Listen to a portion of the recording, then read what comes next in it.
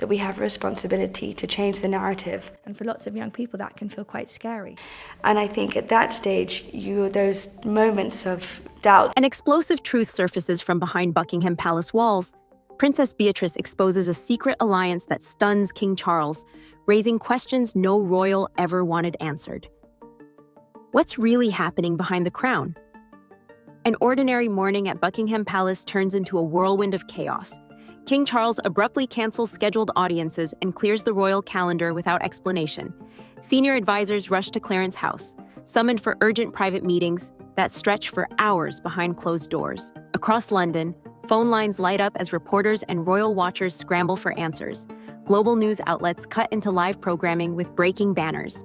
Within minutes, #BeatriceBombshell dominates social media feeds worldwide. Inside the palace, staff members struggle to keep pace with the flood of messages and media requests. Every unanswered call and unopened email deepens the mystery. And for lots of young people, that can feel quite scary. All speculation points to one question: what revelation could force King Charles to retreat so suddenly? Whispers of a sealed document connecting Queen Camilla and Prince Andrew spread quickly, raising the stakes even higher. This is not a routine family dispute. Something far deeper has shaken the royal household, and the world waits to discover the secret powerful enough to silence a king. Inside a quiet corner of Buckingham Palace, Princess Beatrice makes a discovery that changes everything. While following precise directions from a trusted palace veteran, Beatrice uncovers a locked cabinet inside Prince Andrew's private study. Hidden deep inside are sealed envelopes marked with an unfamiliar crest. Among them rests a single letter bearing the unmistakable insignia of Queen Camilla. Carefully dated more than a decade earlier, the document carries language that immediately draws attention. One striking line stands out like a flare in the night. If your possessions remain intact, your dignity will not become collateral. Sometimes it's about access to resources, and sometimes it's just being okay. Legal advisors who later examined the letter describe the phrasing as cold and deliberate, more like a contract than family correspondence. Royal historians puzzle over the meaning of possessions. Could this hint at historic artifacts, private recordings, or confidential records powerful enough to shift the balance of the monarchy? The vague yet weighty choice of words deepens the mystery. Experts debate the purpose of such a message. Was it a warning, a bargain, a coded assurance between two key figures of the royal household? Every theory points towards something far larger than a simple family arrangement. The discovery transforms quiet suspicion into tangible evidence and sets off a chain of questions that the palace can no longer dismiss. The revelation inside the letter sends shockwaves far beyond palace walls. Analysts studying the language find subtle references suggesting that the possessions may relate to materials linked to Princess Diana. That single possibility electrifies the public. A lot more than it is me sitting behind a desk. Within hours, social media ignites with the hashtag Justice for Diana as millions of people revisit decades of carefully guarded royal history. Commentators recall how intensely the palace worked to preserve Diana's memory after the tragic Paris car crash that defined a generation. Any suggestion that private moments of Diana's life could be used as leverage feels unthinkable to those who still see her as a global icon of compassion and authenticity. For Queen Camilla, years of patient work to build trust suddenly stand on fragile ground. A reputation that moved from public skepticism to acceptance now faces its hardest test. Charities associated with Diana's humanitarian legacy begin issuing cautious statements, calling for clarity and transparency. Inside the royal household, conversations grow tense. If documents connected to Diana truly exist and have been hidden, what else might remain undisclosed? The letter's implications stretch far beyond a single family dispute. They challenge the very foundation of trust between crown and country. Observers compare the moment to the shock of Princess Diana's famous 1995 Panorama interview, less for dramatic television, but more for the way it redefines the relationship between monarchy and public accountability. Every hour that passes without an official explanation fuels greater speculation and keeps the world waiting for the next revelation. While public attention centers on the mysterious letter, another hidden chapter begins to surface. A chapter insiders now call the Midnight Pact. Accounts from long-serving palace aides reveal that during a period when King Charles was hospitalized and unable to oversee daily matters, Queen Camilla and Prince Andrew met privately in the late hours of several nights. These conversations, described by those aware of them, were strategic rather than sentimental. The goal was survival and protection.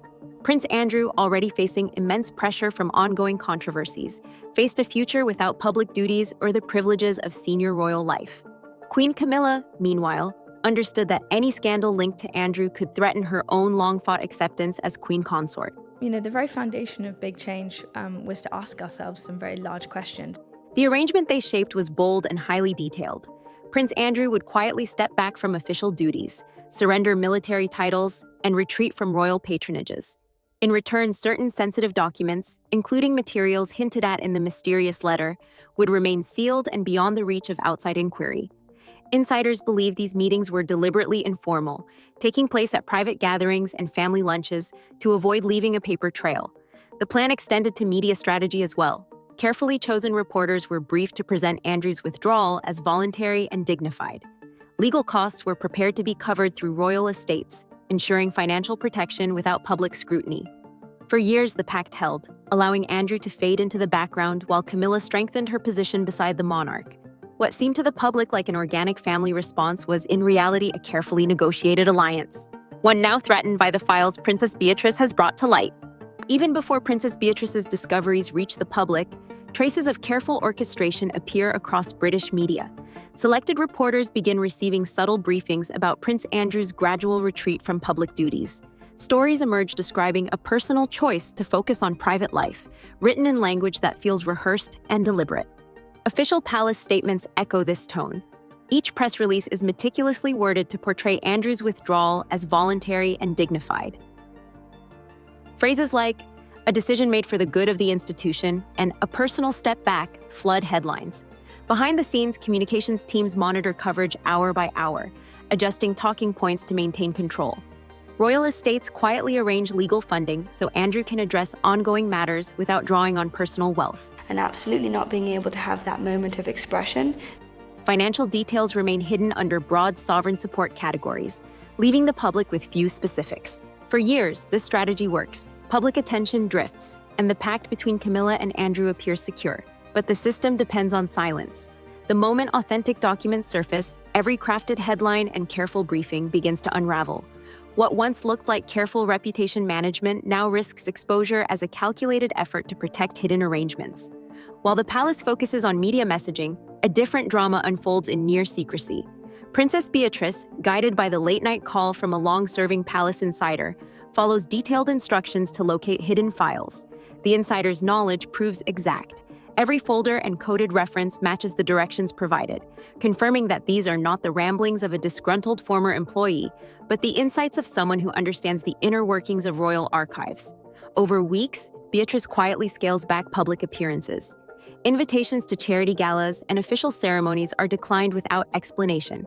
Observers note the change, but remain unaware of the careful investigation taking place behind closed doors. In discreet meetings with a respected London legal team, Beatrice seeks advice on how to handle the growing collection of evidence. Each discovery deepens the story. Letters, financial records, and internal notes point toward arrangements that extend far beyond a single pact. The pattern is clear. Private negotiations have shaped public narratives for years. Beatrice senses the weight of what she now holds.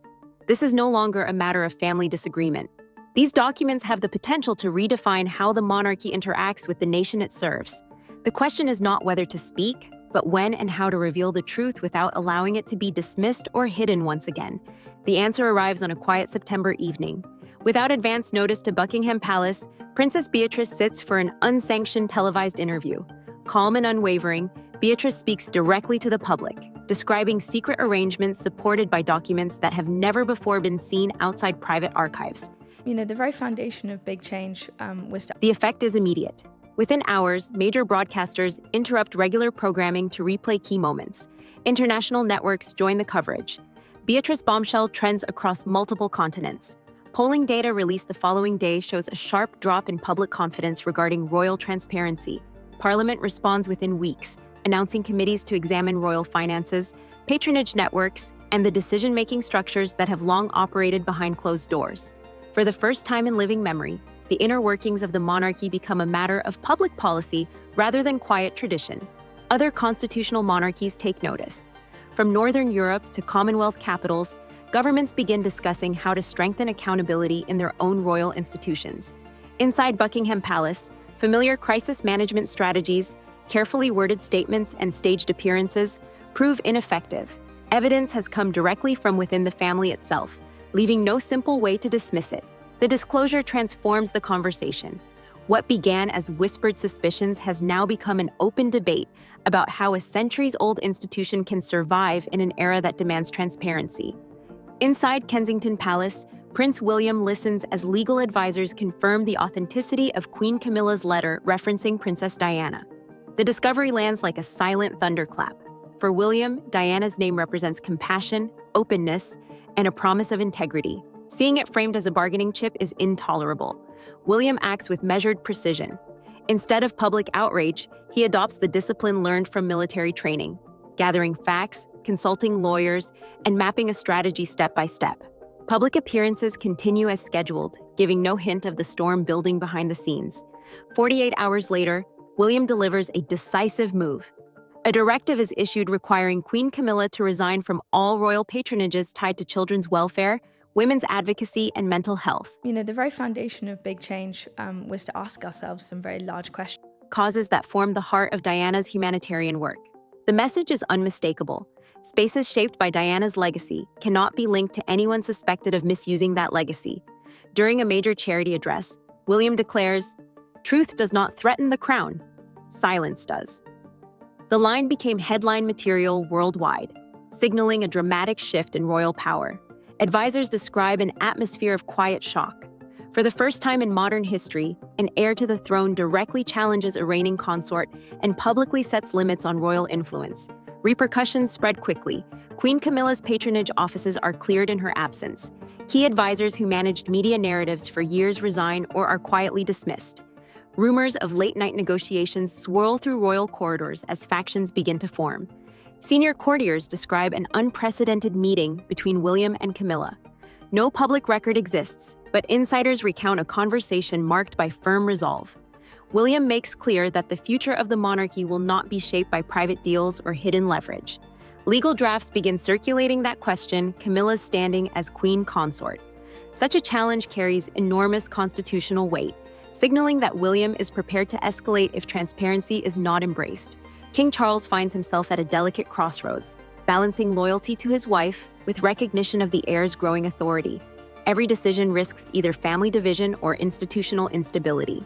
What began as a secret agreement has now become a test of the crown's ability to adapt. Within weeks, the balance of influence tilts sharply toward William, reshaping the hierarchy of the royal household. What the public once viewed as ceremonial duty now stands revealed as a complex network of strategic power.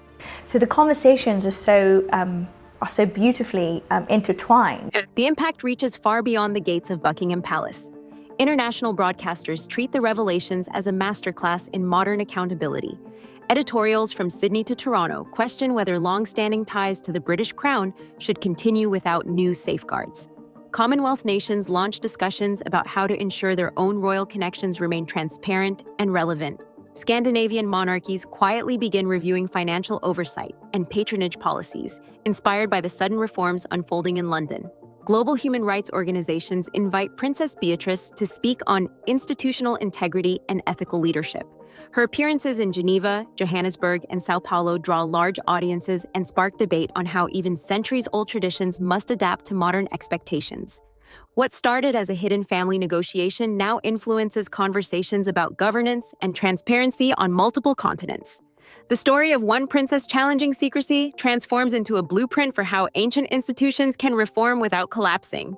Every headline, every policy discussion, and every public forum underscores a new reality. Secrecy once protected the monarchy, but openness may be the only way to preserve it in the future.